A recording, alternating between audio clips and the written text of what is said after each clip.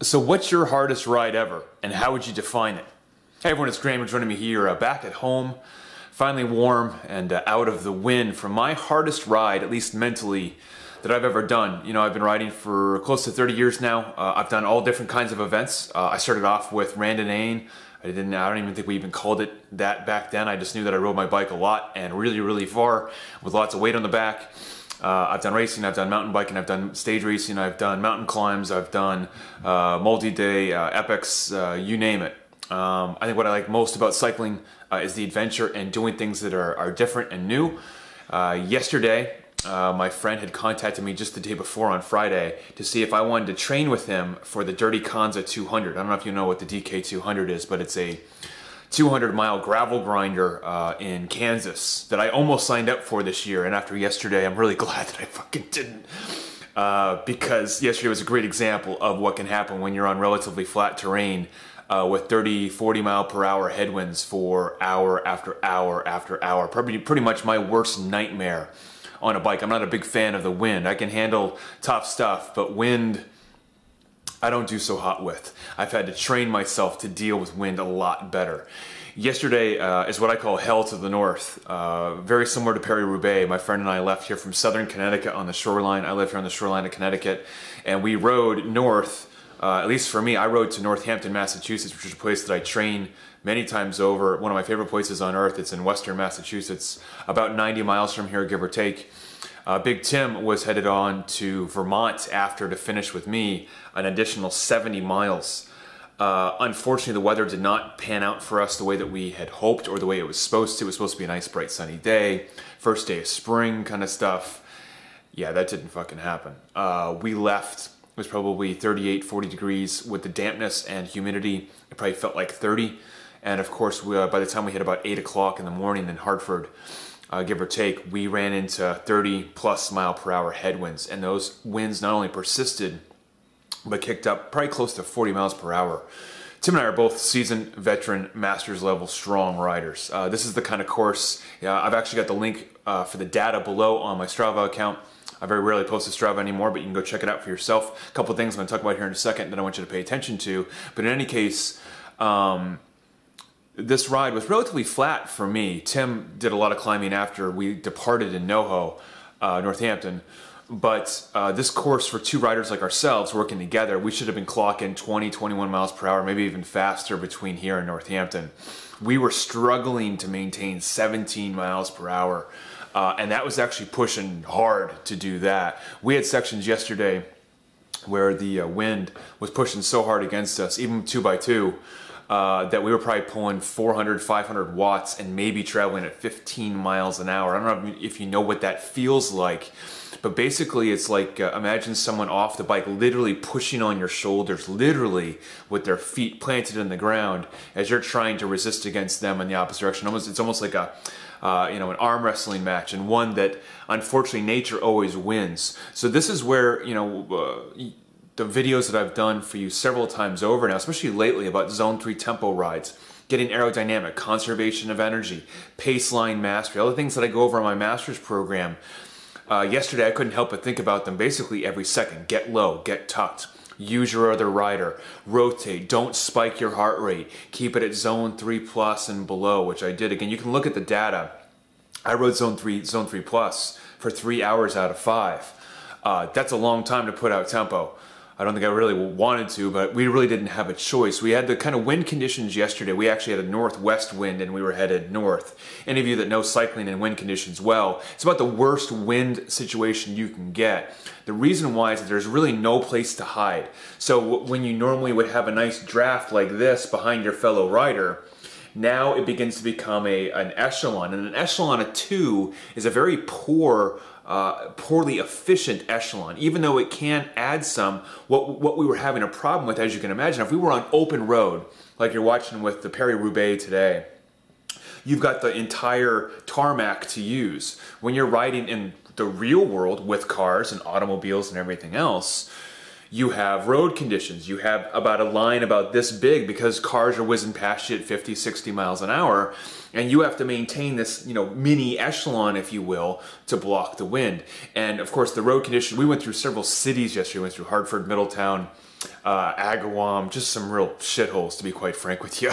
The road conditions were horrid. I mean, we've had one of the worst winters ever, and so the roads are just beat to snot. So not only are you trying to get your echelon right, but you're having to monitor all the potholes to your left, to your right, and in front. We're not talking about like little ditches. We're talking about like, there was some potholes that we hit yesterday that were over a foot deep, and had Tim and I not been on our randonnée bikes, we both, he's getting ready for Dirty Kansas, so he's got this steel beauty with 38 millimeter Clement tires. These are big knobby, randonnée knobby tires. They're the real deal, low pressure. Same with me, I was on 32s. Same bike that I used for D2R2, so a proven randonnée bike for me. Even with that, we were getting the snot kicked out of us. The road conditions were terrible. This is where your aerodynamics, your conservation, your intelligence, your experience all begins to pay off. And you can actually look at the data. If you look at my account, you'll be able to see Big Tim's data as well. You'll see him depart from me in Northampton, Massachusetts, as I went and kissed my wife. My family drove up there to meet me. We had lunch and correspondingly turned around and headed back home, which I'm glad I am. It's a beautiful day here now, of course, but in any case, you see Big Tim headed northbound for another 70 miles into 35-mile-per-hour winds, almost relentless, declining temperatures, and of course, he's climbing from NOHO, Mass to southern Vermont pretty much the whole way. It's climbing up 2,000 feet over 70 miles, which doesn't sound like it's a monster hill, but when you add to it, he went into mud roads, dirt roads. If you've ever been to southern Vermont this time of year, these roads are almost non-passable. How he even did it, I don't know. But one of the good things that Tim and I discussed yesterday, one of the reasons why I went with him, is that I'm almost like a booster rocket, if you will. So my job yesterday was to help him conserve as much energy as possible up to mile 90. I disembark and he basically jettisons forward, and now he gets a great picture, a great image of how well his body resists fatigue and anguish. Because anyone that wants to do the Dirty Kansas 200, anyone who wants to do a tough, mentally driven ride, it's gonna come much more than just your fitness. The fitness has to be there. To me, it's a fact. Muscular endurance and neuromuscular capacity, staying low, conservation of energy. But a lot of us dupe ourselves into believing that if we have enough fitness, if I've ridden enough miles, then I'll get there at the low point of my ride. And we had many low points yesterday, and my fitness will get me through. Fuck no. It's not. This is where fitness begins to divert from the reality of getting through a tough ride. To me, your fitness is the leverage point from which, when things begin to go bad, now you're hoping your training and your practice begins to come alive. Fitness to me isn't about riding stronger. It's about helping you get through when the ride begins to fight back at you, whether that ride is a race, whether it's a mountain climb, whether it's a century, whether it's a double century, whether it's a Dirty Kansas 200, whatever it may be. I've been riding for a long time. Today I was supposed to be racing in single speed Palooza, like literally right now as we speak. I passed. And one of the reasons I passed is that I didn't want to go in the first place. It's an event that I've done before. I've done very well there. Should have won it in 2012, but I crashed. Wound up finishing 4th, which I was very happy with, all things considering. Great course, great event. I signed up for it earlier this year just to have something to sign up for. Truth be told, I really didn't even want to go. So as I'm getting closer, I've learned the hard way after 30 years of riding and being a parent and being, my own business owner.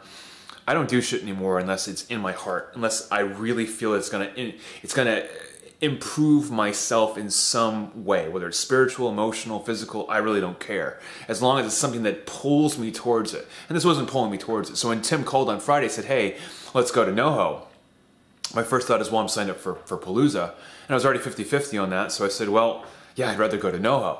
And it turns out that not only was this the right choice, but it turned out to be one of the hardest rides I've ever done. You might think to yourself, well, why would anyone want to suffer for 5-6 hours in freezing cold temperatures with 40-mile-per-hour headwinds? Well, I wouldn't wish that upon anybody. However, this is a ride that I will never forget, ever. I won't forget it because of Tim. I won't forget it because of how we got through it. I won't forget it because I hit a low point at least 5 or 6 times in the ride. You can ask Tim. Just don't ask him to give you details of how much I was probably crying or screaming or swearing or whatever. We had some other conditions we were dealing with, one of which was I dislocated my finger 3 days ago.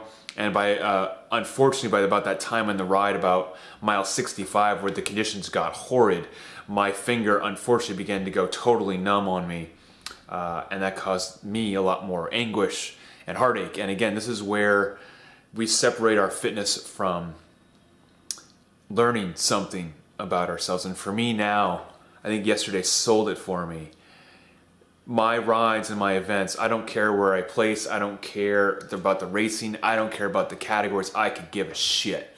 All I care about is finishing a ride and saying, I don't know how I did that, I don't know how I dragged myself back up from the dead and was able to finish that. But those are the things that make us grow and make us stronger as people. And I think it's now probably more than ever is the time to remember that.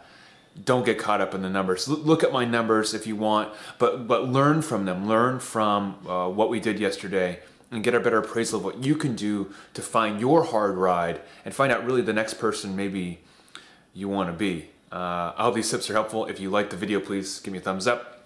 If you want to share it with a friend or fellow rider, please do so. It's free for everybody. If you're looking for a good program to help you deal with the fundamentals, to build the fitness to allow you to jettison, if you will, to the next step, which I can't help you with, by the way. So I can help you build your fundamentals, your threshold performance, your muscular endurance, all the things you're going to need to get to that point. Once you get to this point, the rest is up to you. That's where I leave the scene. And now it's up to you to use what it is that you've gained. I hope this is helpful. I'll talk to you soon. I feel great today. I really did.